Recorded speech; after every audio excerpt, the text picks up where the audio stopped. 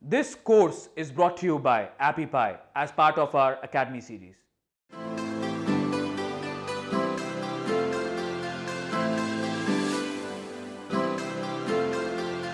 In this video, you're going to learn about AIDA. And once you learn about AIDA, you're going to see it everywhere. And that's because it's a formula that's proven to work to get people to take action. And it's probably been used in letters that you've received at your home or on landing pages to websites. A lot of those use AIDA.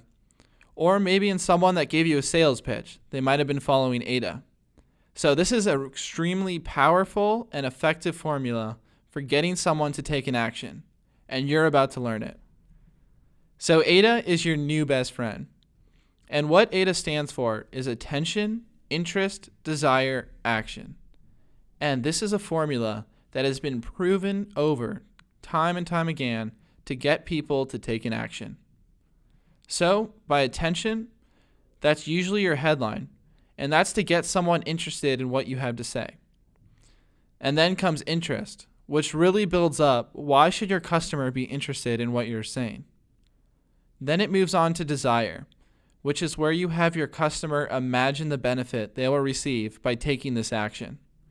And finally, action. And in this stage, you want to tell your customer exactly what to do.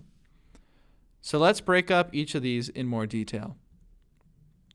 So attention is almost synonymous with the headline.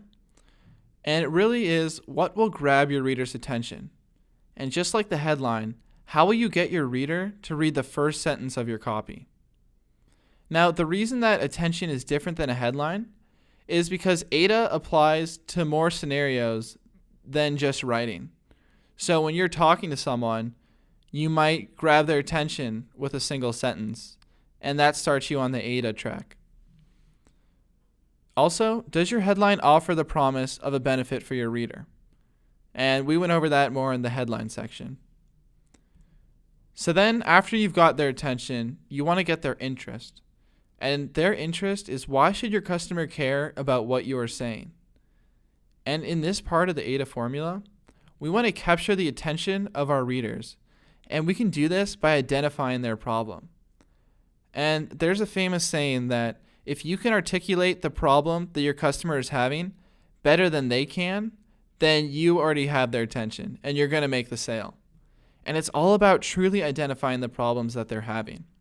And this goes back to the customer interviews we talked about, where you understand your reader's pain points.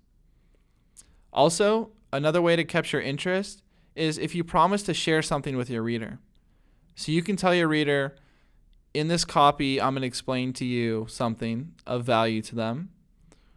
Or you promise that if they keep reading, they'll find out more about how to get your product or service, which will give them a benefit. So after attention and interest comes desire. And in the desire stage, we want to make it clear what problem you are solving for your customer. And we want to actually take it even a step further than that. And we want to help your reader visualize what their life will be like with your solution. And your solution is product or service. And in this stage, we want to use emotional copy to really make your reader feel what it's like to overcome their problem. And that leads me to a really important point, which is the difference between appealing to someone's emotions and appealing to someone's logic. And you've probably heard or experienced yourself that appealing to someone's emotions can be very powerful.